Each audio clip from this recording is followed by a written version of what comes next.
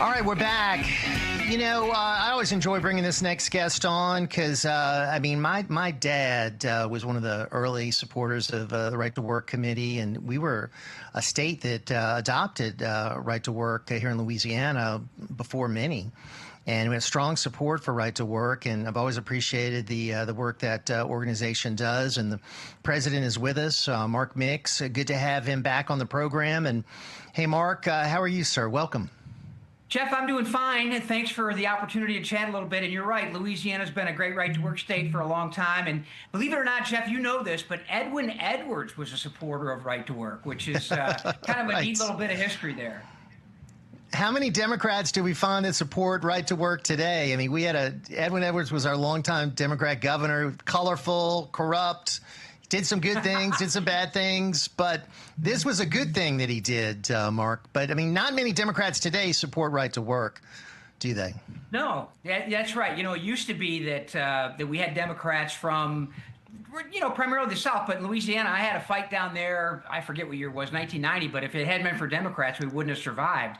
Jeff, you've been through all that, kind of that reconstruction, if you will, the second reconstruction of some southern states. And Louisiana, it's been great to have Louisiana's a right-to-work state, and we haven't had a real challenge to it in a while. I think the last time was Ed Steimel was the chairman of Lobby, and I know that's been a while, so that's the last time we had a big fight down there.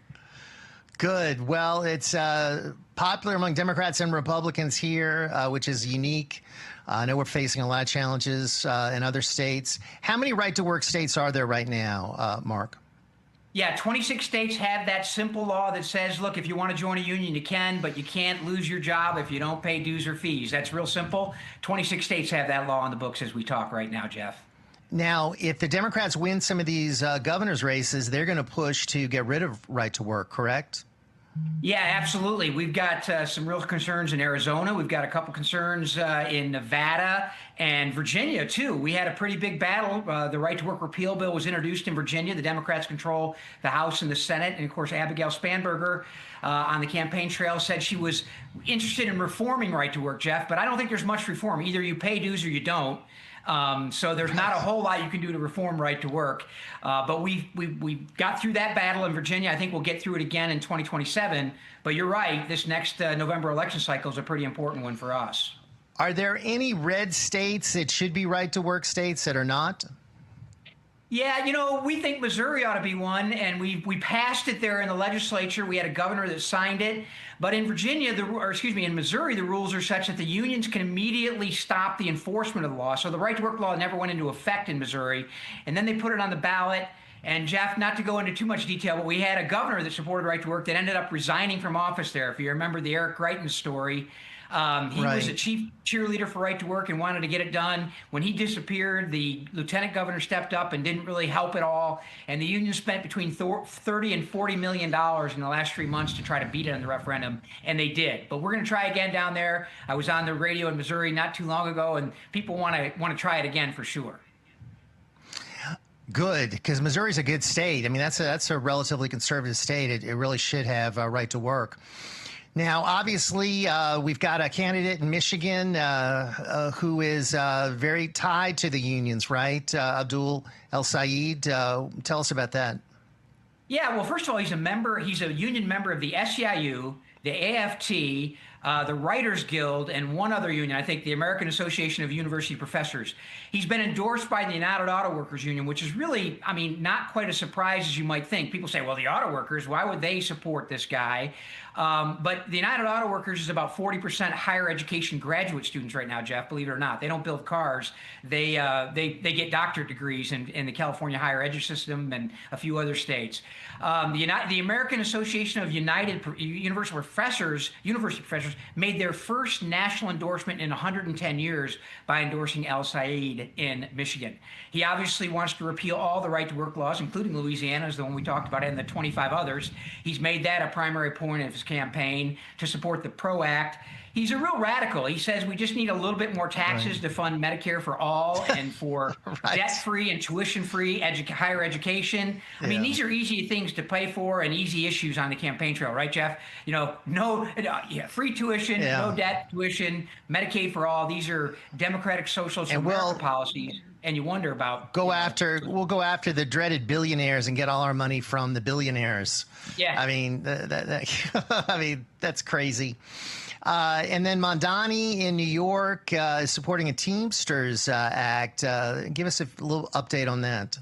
Yeah, the Teamsters have been after Amazon for years, and they've had one success. They were able to unionize one facility in Staten Island, New York, and I think they've lost 6 or 7 elections since. But the Amazon model, the last mile delivery system in New York City, is come under attack by the New York City Council and Mayor Mondani, claiming that Amazon, is making the roads unsafe by delivering packages to their customers in New York City. The Teamsters want to organize those workers up there, and right now they're independent contractors, Jeff, and you can't unionize independent contractors. These are W-2 employees at this point. But if you get them to be designated as employees, then, of course, they're subject to unionization. And there's a major drive up there right now to pass a city council provision that I think has real jurisdictional issues with the federal supremacy clause under the National Labor Relations Act. But it doesn't stop them from organizing. Sean O'Brien's been after Teamsters, after the Amazon for a long time. And it'll probably pass up there. And what it will mean is the whole delivery model will change in New York City, like it has across the country. I mean, after this historic contract of the Teamsters in 2023, over 68,000 UPS drivers and operational and management people have been laid off by UPS because of the cost structure that's really unsustainable in the delivery area. So we'll see. It's another unionized battle. And, of course, you've got the politicians backing the unions on this one for sure because they want the money.